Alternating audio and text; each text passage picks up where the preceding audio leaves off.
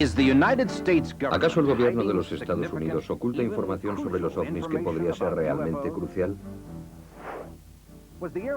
¿El proyecto Libro Azul de las Fuerzas Aéreas será una tapadera destinada a evitar que el ciudadano acceda a la verdad? ¿Por qué se abandonó sumariamente el proyecto? ¿Fueron demasiadas las personas que se aproximaron a la increíble información en poder de las Fuerzas Aéreas? En este capítulo de los Diario OVNI investigaremos la sorprendente realidad que subyace en el proyecto Libro Azul.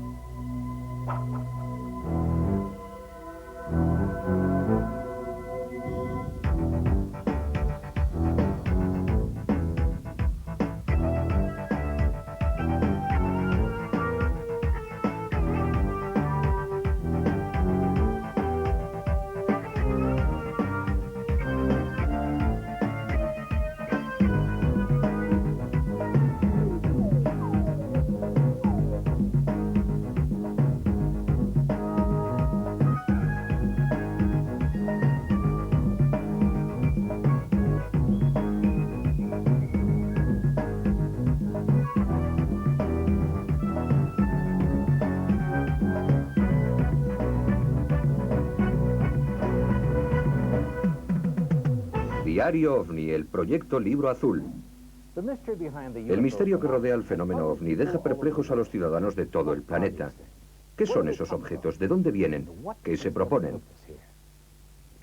¿Acaso esos objetos no identificados, avistados por miles de personas, acaban siendo siempre algo conocido, normal? ¿O a veces se demuestra que no son de origen terrestre? Si algunos de esos ovnis fueran visitantes venidos de otro planeta, ¿cómo reaccionarán los gobiernos de nuestro planeta? ¿Tratarán a esas extrañas naves espaciales como amigos o darán por sentado que son enemigos? ¿Cómo reaccionamos en el pasado? ¿Los líderes de las distintas naciones han establecido alguna vez una política oficial? La política americana relativa a los ovnis ha dado algunos giros extraños durante los últimos 50 años. Por lo visto, todo empezó en 1947, cuando un avión privado sobrevoló el estado de Washington. Un hombre de negocios, Kenneth Arnold, vio 9 objetos en forma de media luna que volaban en formación. Y enseguida pensó que eran aviones, pero comprobó que su comportamiento era extraño. Muy emocionado dio una rueda de prensa en Yakima, Washington, donde describió unos objetos en forma de platillo que se desplazaban por un estanque. Fue el primer avistamiento que se registró en la memoria del ciudadano. Eso se les denomina platillos volantes. Teniendo en cuenta que Arnold era un piloto experto y un reputado hombre de negocios, debemos dar por válida su versión. Las fuerzas aéreas acabaron dando su versión oficial sobre los avistamientos de Arnold. Dijeron que fue un espejismo, una especie de fantasma que flotaba en la atmósfera.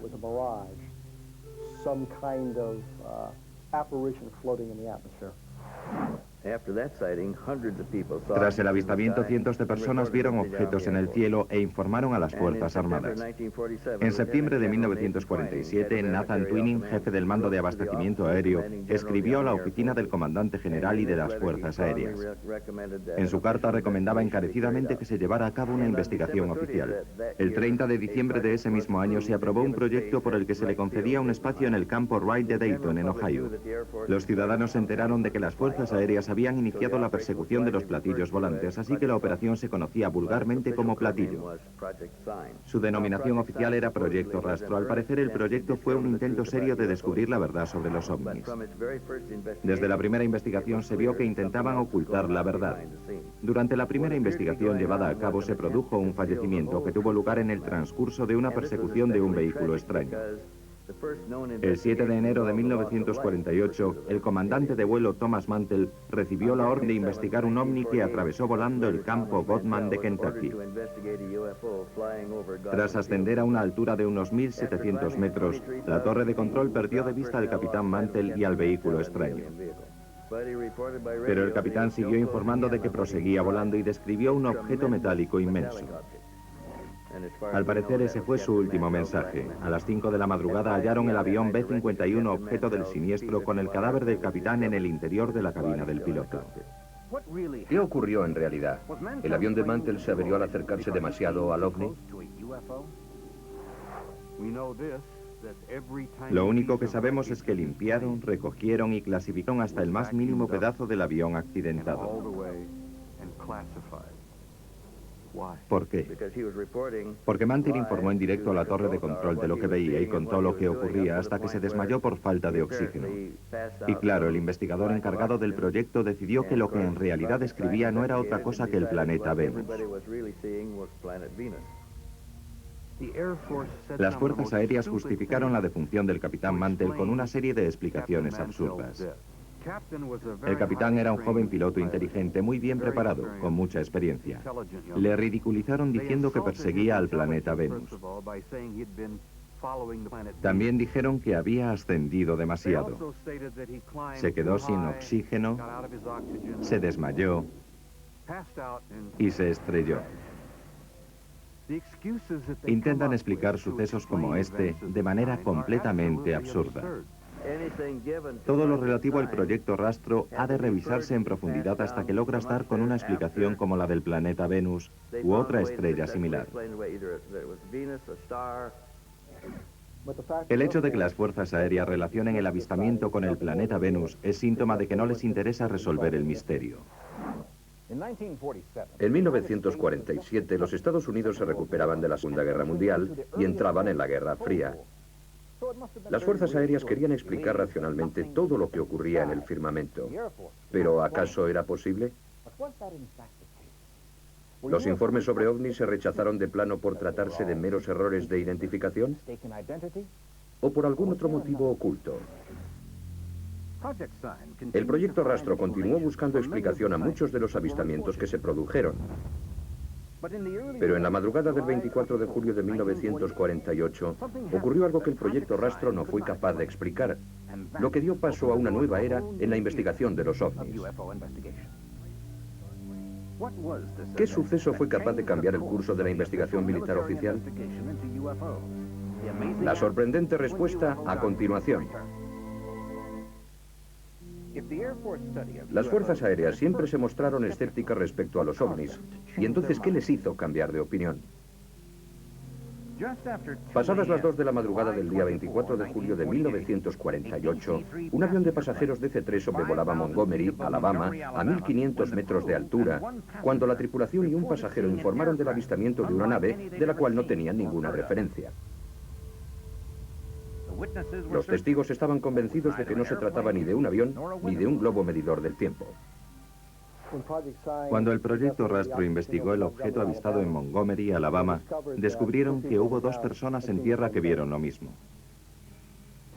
Concluyeron que era algo que el proyecto Rastro no podía obviar diciendo que era un meteorito o un reflejo. Era evidente que se trataba de una nave, pero en 1948 no había naves así, al menos en nuestro inventario. ¿Fue acaso este peculiar avistamiento el que hizo virar la filosofía del proyecto Rastro? El problema se planteó cuando los empleados a los que se les había prometido acceso a toda información en manos de las Fuerzas Armadas llegaron a la conclusión de que había muchas cosas ocultas que no se les permitía investigar. La realidad, los datos esenciales indicativos de que se trataba de tecnología extraterrestre seguían ocultándose. Políticamente se tomó la decisión de mantener secreta dicha información. Así que o lo justificaban u ofendían al artífice del informe. Lo más absurdo de todo es que acabaron ofendiendo a los pilotos de las fuerzas aéreas. Durante años me dedico a estudiar a los pilotos, y ello en virtud de varias razones.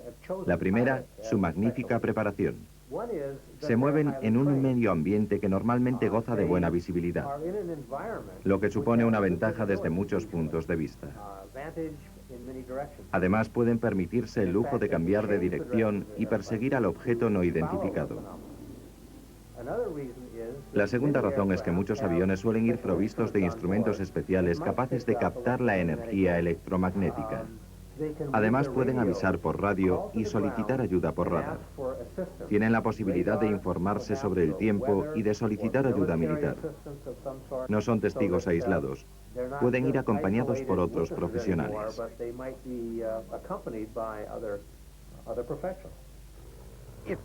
Si los pilotos son testigos tan fiables, ¿por qué las fuerzas aéreas no se toman en serio sus numerosos informes sobre ovnis? Dicen que nuestro gobierno, junto con otros, niega o encubre pruebas sobre ovnis. Lo cierto es que no me sorprendería en absoluto. Puede que intenten proteger algún experimento con tecnología avanzada. Pero yo creo que hay otra razón oculta. Si saben que el fenómeno existe, y ellos lo saben muy bien, se niegan a reconocer públicamente su incapacidad para proteger al ciudadano.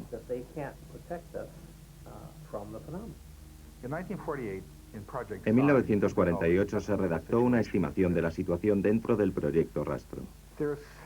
Tanto su contenido como su autor levantaron una cierta polémica. Lo que allí se decía es que se trataba de un fenómeno extraterrestre. Por lo visto aportaba distintas ideas sobre los sistemas de propulsión y cosas por el estilo. Luego enviaron la estimación de la situación a George Vandenberg, que por aquel entonces era el jefe de personal de las Fuerzas Aéreas. Vandenberg echó un vistazo a la estimación y decidió que el documento era ridículo, totalmente absurdo. Ordenó que se destruyeran todas las copias existentes y por eso nosotros desconocemos su contenido. Si el informe no contenía secreto alguno, ¿por qué se ordenó su destrucción?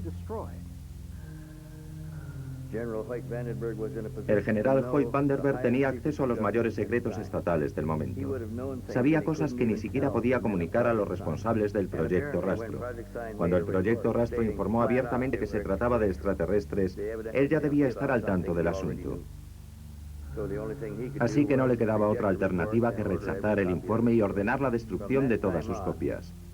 Desde entonces podemos seguir la pista a todos los intentos que las fuerzas aéreas han realizado para ocultar la verdad sobre los ovnis. Todas las grandes potencias europeas junto con los Estados Unidos participan en la investigación. Intentan ocultar datos, encubrir pruebas para evitar que la información se difunda. ¿Pero por qué? ¿Por qué el gobierno de los Estados Unidos crea un proyecto destinado a averiguar la verdad sobre los ovnis y después procede a destruir sus informes? ¿Acaso el proyecto Rastro descubrió un secreto que debía permanecer oculto? En cualquier caso, dado que el proyecto Rastro enfureció al jefe de personal de las Fuerzas Aéreas, no nos sorprende su desmantelamiento. El proyecto Rastro pasó a denominarse Proyecto Rencor, con el objetivo de eliminar a las personas de menos luces y transformarlo en un proyecto menos comprometedor. Parece ser que se cambió de punto de vista y se intentó reunir a una serie de personas dispuestas a dar una explicación más cotidiana al fenómeno ovni. El proyecto Rencor acabó convirtiéndose en un equipo desmitificador. Pero otro extraordinario suceso hizo recapacitar a los militares. En 1951, el servicio de radar del ejército que seguía estaciones en Fort Monmouth, Nueva Jersey, divisó un grupo de objetos desconocidos que sobrevolaban la base militar a gran velocidad. Desde la Tierra se divisaron esos mismos objetos que por lo visto se acercaban y se alejaban de la zona repetidamente. En aquel momento los Estados Unidos entraban en conflicto con Corea y la Guerra Fría estaba en su punto más álgido. Cualquier objeto a gran velocidad captado por el radar se consideraba un misil enemigo. Este misil violó repetidamente nuestro espacio aéreo a tal velocidad que resultó imposible interceptarlo. Algunas autoridades estatales y ciertos científicos concluyeron que todas las pruebas indicaban que se trataba de una inteligencia extraterrestre. Para empezar, fue un año de muchos avistamientos. La ola de avistamientos de 1952 fue una de las mayores de la historia. Tenían que justificar lo sucedido, explicar a la gente que estaban equivocados, que lo que habían visto era Venus u otro planeta. Ofrecieron la explicación más absurda de todas y ofendieron a todo el pueblo americano. Lo malo era que hasta el propio Proyecto Rencor tenía un gran número de casos que no podía identificar. Muchos comenzaron a asustarse. Los ciudadanos exigieron explicaciones a las fuerzas aéreas. Las fuerzas aéreas, por mucho que lo intentaron, no tuvieron más remedio que enfrentarse a la situación y los informes sobre ovnis continuaron. En 1951 el proyecto Rencor se convirtió en el proyecto Libro Azul, que se definió como un proyecto abierto destinado a estudiar y recoger informes. ¿El proyecto Libro Azul estudiaría seriamente el fenómeno ovni? ¿Las fuerzas aéreas utilizarán al menos sus recursos para descubrir la verdad? Ahora les contaremos las sorprendentes órdenes que dieron origen al proyecto Libro Azul y un incidente con un ovni que el gobierno no va a pasar por alto. En los años 50, los avistamientos de ovnis fueron cada vez más numerosos. La mayoría de la gente deseaba recibir una explicación oficial sobre el extraño fenómeno que había presenciado. Se dio por sentado que cualquier noticia tranquilizadora vendría en último caso de las propias fuerzas aéreas. De ser cierto lo que afirman algunos investigadores de ovnis, el gobierno de los Estados Unidos diseñó una operación especial para buscar objetos voladores no identificados y dictaminó lo que el proyecto podía y no podía averiguar. Las fuerzas aéreas se embarcaron en la misión de reducir al mínimo el número de informes. Recibieron la orden de dar una respuesta a los avistamientos de ovnis sin que necesariamente fuera cierto. Sus identificaciones fueron delirantes. No tenían nada que ver con los testimonios de la gente. Lo que habían visto no era un ovni, claro está, era otra cosa. Una vez que los informes se redujeron al mínimo, comunicaron a los ciudadanos que todo lo que sobrevolaba la Tierra podía identificarse. Las fuerzas aéreas estaban deseando decir que controlaban la situación. A partir de 1953, el proyecto Libro Azul no intentó averiguar si nos visitaban seres procedentes del espacio sideral. Si admitimos que algunos de los ovnis fueron en realidad visitantes de otros planetas, ¿cómo fueron capaces de mantenerlo en secreto? El proyecto Libro Azul vivió su época dorada en 1952. El director del proyecto por aquel entonces era un hombre llamado Capitán Ed Ruppel. Se trataba de un individuo bien intencionado que se propuso resolver el misterio de los ovnis. Personas creíbles que cuentan historias inverosímiles, tal y como decía el Dr. Hynek. En este sentido, Ruppel tenía mucho en común con el Dr. J. Allen Hynek, asesor científico de los proyectos. Hynek entró a formar parte del proyecto Rastro en calidad de astrónomo y de escéptico desde los inicios del mismo. Ruppel y Hynek iniciaron el estudio de los ovnis y sus descubrimientos les llevaron a concluir que los ovnis representaban inteligencia venida de otro planeta. Si Ruppel y Hynek tenían alguna duda, lo sucedido en julio de 1952 acabó por convencerles. Una serie de objetos que sobrevolaban el Capitolio y la Casa Blanca fueron avistados por pilotos, captados por operadores provistos de radares y divisados por ciudadanos de a pie. Los objetos efectuaron giros muy pronunciados, aceleraciones tremendamente rápidas, algo que los aviones de 1952 eran incapaces de realizar. 7 días después, el 26 de julio de 1952, los objetos volvieron a divisarse sobrevolando el Capitolio. Se dio orden de interceptarlos. Esta vez, los objetos seguían aún allí cuando se presentaron los aviones. Estos les persiguieron durante un buen rato y después desaparecieron. La prensa aireó la noticia. Los titulares sensacionalistas dieron la vuelta al país. El Pentágono se vio desbordado de llamadas. La gente quería saber qué ocurría. ¿Nos invaden? ¿Nos refugiamos en las montañas? ¿Qué hacemos? Mientras tanto, las fuerzas aéreas celebraron una rueda de prensa. Informaron de que los avistamientos no eran un ataque al Capitolio de la Nación. Simplemente se trataba de una inversión térmica. Mantuvieron que unas bolsas de aire frío hicieron que el radar captara reflejos procedentes de la Tierra y los confundiera con objetos voladores. Lo que la gente vio a simple vista fueron meteoritos convertidos en ovnis por la excitación de los testigos. Después de todo, la misión del Libro Azul consistía en investigar y explicar este tipo de fenómenos. Se registraron tantas llamadas en el Pentágono que las fuerzas aéreas y la CIA se asustaron creyendo que podían llegar a trastornar el funcionamiento habitual de los canales de información. Así que la CIA contrató a un grupo de científicos para que analizaran la cuestión en secreto. Se denominó el Grupo Robertson, que se reunió en enero de 1953. Revisaron pruebas recogidas por el proyecto Libro Azul, películas, fotos, filmaciones, de todo. Después de revisar durante escasas 12 horas 6 años de investigación, emitieron un informe. Esta fue la máxima intervención de nuestro gobierno. A continuación veremos el informe sobre los platillos volantes que emitió el gobierno de los Estados Unidos. Si las fuerzas aéreas habían creado los proyectos Rastro, Rencor y Libro Azul con la idea de explicar el fenómeno ovni, ¿por qué la CIA llevó a cabo su propia investigación? El libro azul era una coartada cara a la opinión pública. Jamás fue un programa serio destinado a investigar y determinar qué ocurría en realidad. Al parecer, simplemente querían averiguar si los ovnis eran un arma soviética secreta o no, y dadas las circunstancias, averiguar si los soviéticos pretendían utilizarla contra los Estados Unidos. 5 eminentes científicos analizaron la situación y decidieron cosas trascendentales. Primero, que los objetos probablemente no fueran extraterrestres. En otras palabras, con lo que veían no eran capaces de entender las pruebas alusivas al carácter extraterrestre del fenómeno. Pero decidieron que los informes, no los objetos, los informes constituían una clara amenaza a la seguridad nacional. En este momento se puso en marcha un programa de engaños, desmitificaciones y de desinformación sistemática, y por lo visto actualmente el programa sigue en vigor. Intentaron dar una explicación al fenómeno ovni. Establecieron una política demostrativa de que los platillos volantes no existían. En consecuencia, el grupo Robertson hizo una recomendación a las fuerzas aéreas: descartar el estudio de los ovnis.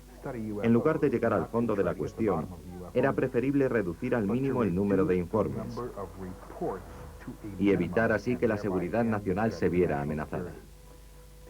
La sociedad entera criticó a las fuerzas aéreas por no cumplir con su misión, y de repente se encontraron con un buen jaleo entre las manos.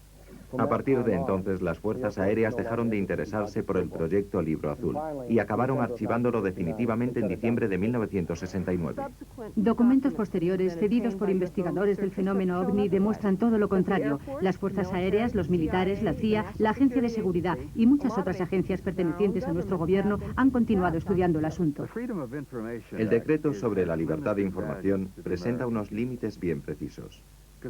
La Ley de Seguridad Nacional promulgada al finalizar la Segunda Guerra Mundial, durante la Guerra Fría, dice muy claramente que cualquier tema o cualquier asunto que pudiera amenazar la seguridad nacional de los Estados Unidos no podrá ni será hecho público. Ahora que la Guerra Fría ha terminado, ¿quién es el enemigo? ¿Qué sentido tienen esas limitaciones establecidas por la Ley de Seguridad Nacional? ¿Cómo se justifican? ¿Quién es el enemigo?